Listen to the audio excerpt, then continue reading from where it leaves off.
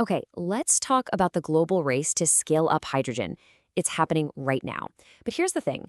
While a lot of nations are still kind of lingering at the starting line, one country is already sprinting down the track.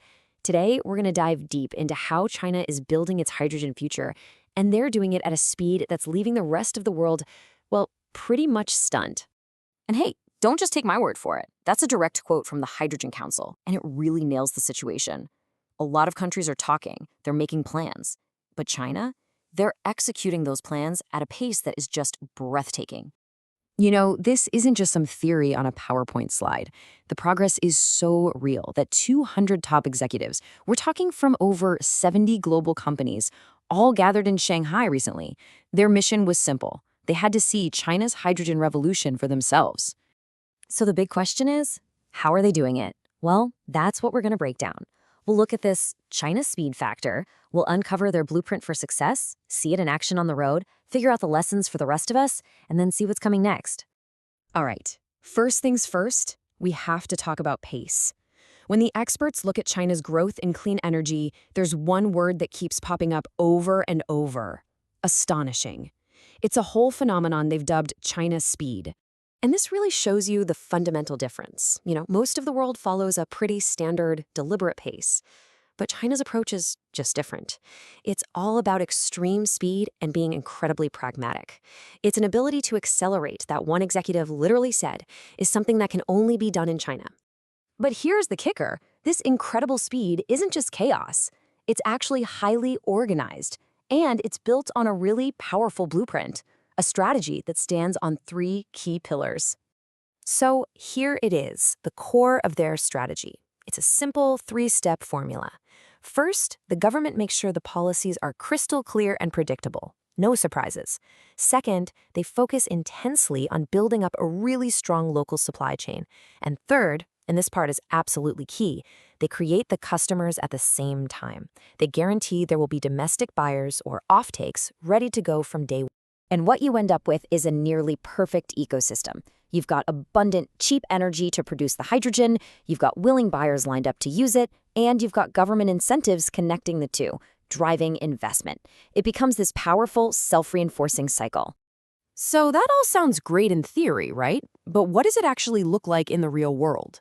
Well, one of the biggest success stories is in heavy-duty transport. This is where they've really put hydrogen to work on the road.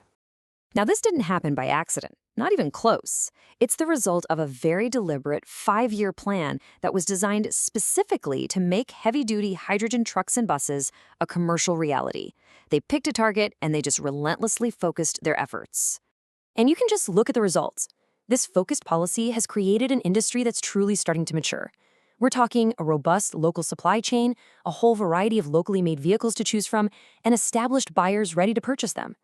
It's gotten so successful that it's actually starting to make economic sense, even in some areas without subsidies.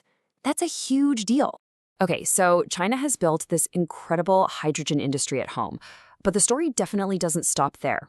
The next chapter is really about what this all means for the rest of the world.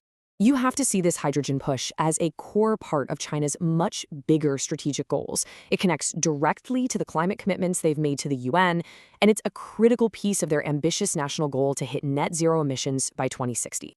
And this is the real takeaway for everyone else.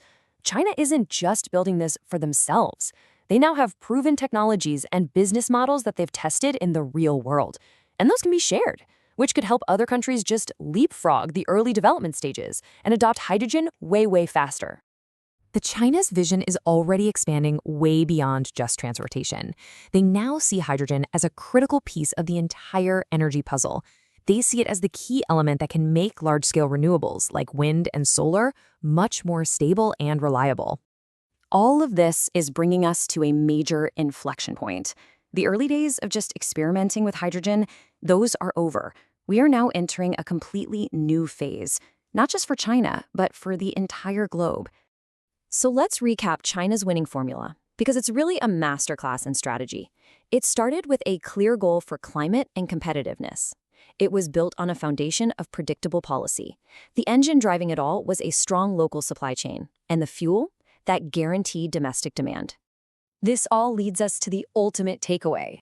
For hydrogen, the question is no longer if, it's how fast. The tech is proven, the business models are working, and the world now needs to shift into this new phase of accelerated global scale-up. Which leaves us with one final and pretty provocative question. We've seen how China put together this hydrogen ecosystem with a unique mix of speed, strategy, and scale. So now, as they hit the accelerator and push into this next phase, the real question is, can the rest of the world keep pace?